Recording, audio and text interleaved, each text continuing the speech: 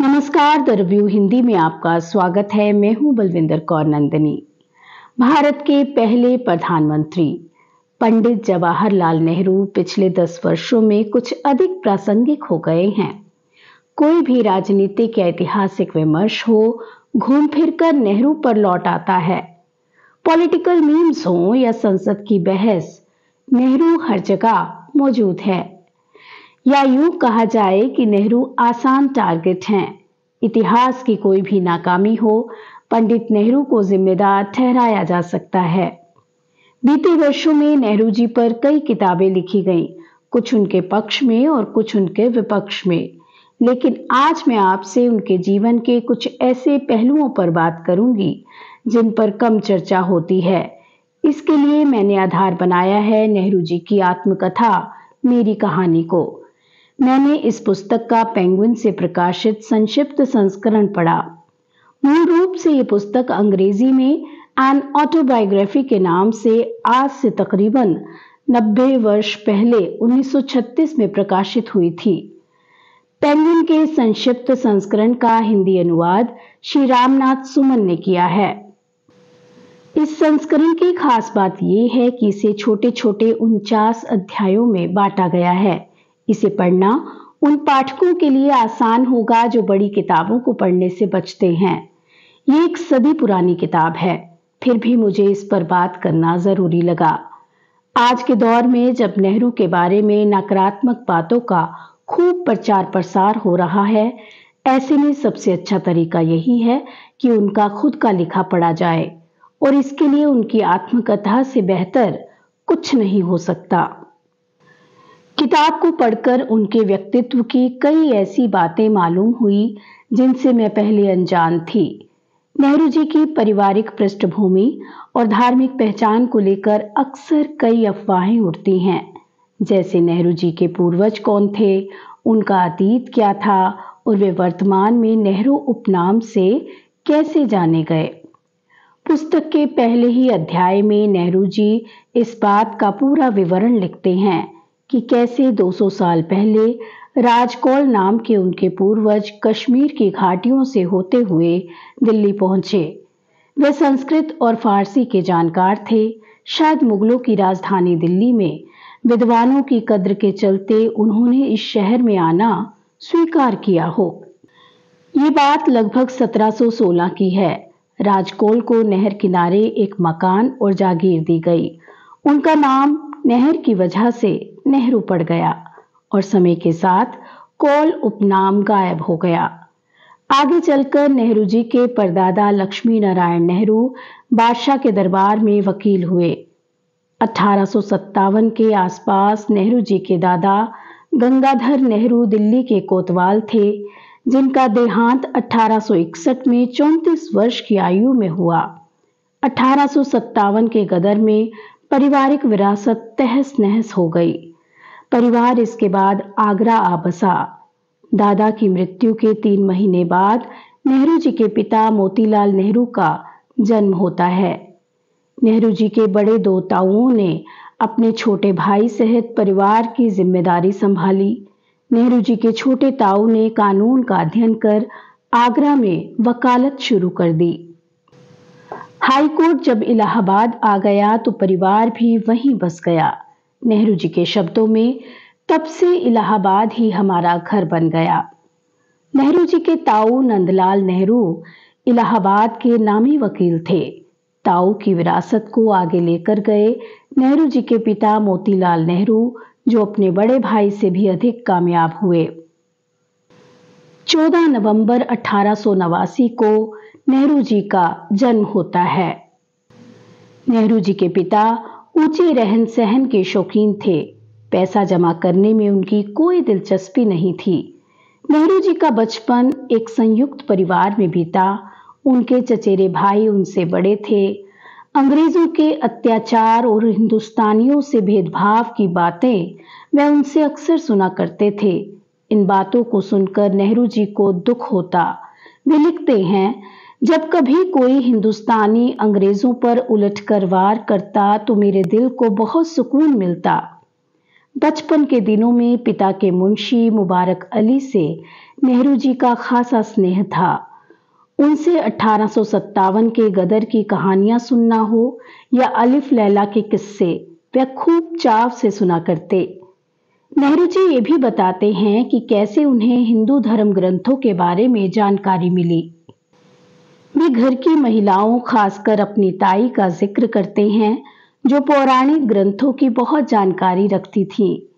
वे नेहरू जी को रामायण, गीता, महाभारत जैसे ग्रंथों की कहानियां सुनाया करती और कभी-कभी गंगा स्नान को भी ले जाती।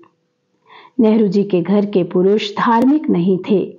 इस बात का असर युवा नेहरू पर भी पड़ना स्वाभाविक था। किताब में नेहरू जी त्योहारों का भी जिक्र करते हैं, जिन्हें वे बड़े चाव से मनाते। होली, दशहरा, दिवाली, जन्माष्टमी, ईद, मुहर्रम और कश्मीरी त्योहार नौरोज का जिक्र वह खास तौर पर करते हैं। नेहरू जी 11 वर्ष की आयु तक इकलौते पुत्र थे। घर में ऐशो आराम का हर सामान था। घुड़सवारी हो या घर के पूल में तैरना, नेहरू जी की दिनचर्या में ये सब शामिल होते। इसी दौरान उनकी बहन का जन्म हुआ।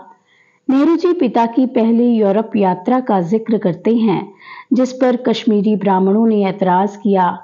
पिता ने प्रायश्चित करने से इनकार कर दिया। इसके बाद मोतीलाल नेहरू की देखा देखी बाकी कश्मीरी भी यूरोप जाने लगे। पाबंदियां हटती गईं और कश्मीरी परिवारों में खुलापन आया।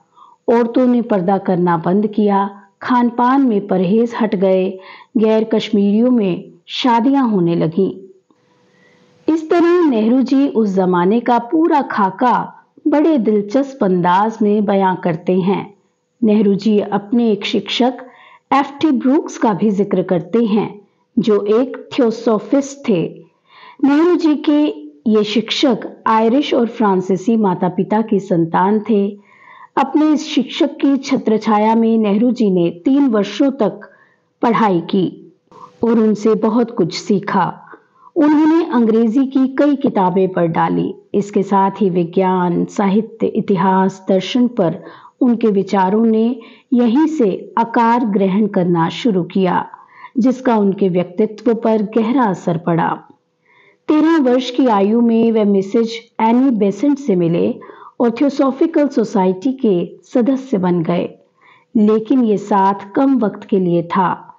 नेहरू 15 वर्ष की आयु में यूरोप पढ़ने चले गए, मगर सर ब्रूक्स की शिक्षाओं का असर उन पर हमेशा बना रहा।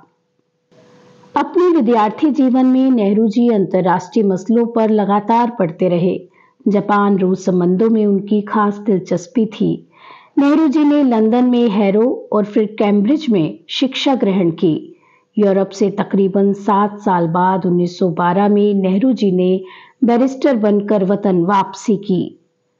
1916 में बसंत पंचमी के दिन नेहरू जी का विवाह कमला नेहरू से हुआ और 1917 में इनके घर एक पुत्री का जन्म हुआ, जो आगे चलकर भारत की पहली महिला प्रधानमंत्री बनी और आयरन लेडी के नाम से जानी गई।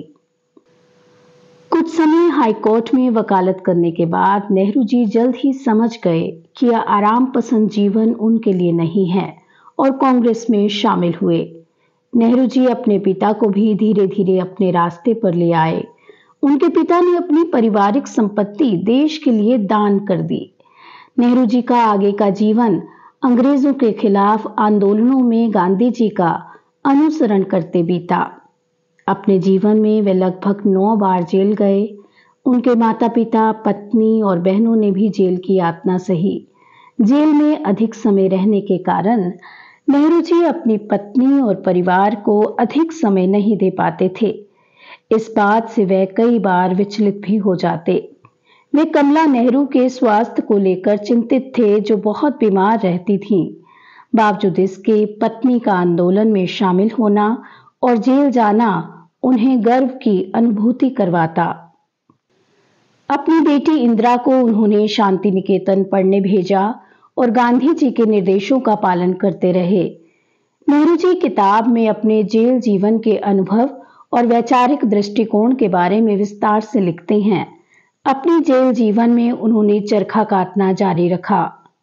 इसके अतिरिक्त कसरत और जेल प्रांगण में सैर करना, जेल में मौजूद जीव जंतुओं के क्रियाकलाप देखना उन्हें ताजगी देता। मौका मिलते ही पढ़ने, लिखने और सोचने का सिलसिला चलता रहता। उन्होंने इस पुस्तक में अपने समकालीनों के बारे में कई जरूरी बातें दर्ज की हैं, जिनमें से कुछ उनके जेल के साथी और कुछ मुलाकाती होते। जेल में राजनीतिक कैदियों के साथ की जाने वाली सख्ती को भी नेहरू जी ने स्पष्टता से लिखा है। जेल में उन्हें एक स्थान पर लंबे समय तक नहीं रखा जाता था। जेलें बदलती रहती थीं और माहौल भी। कहीं कुछ रियायत होती तो कहीं अधिक कठोरता का व्यवहार।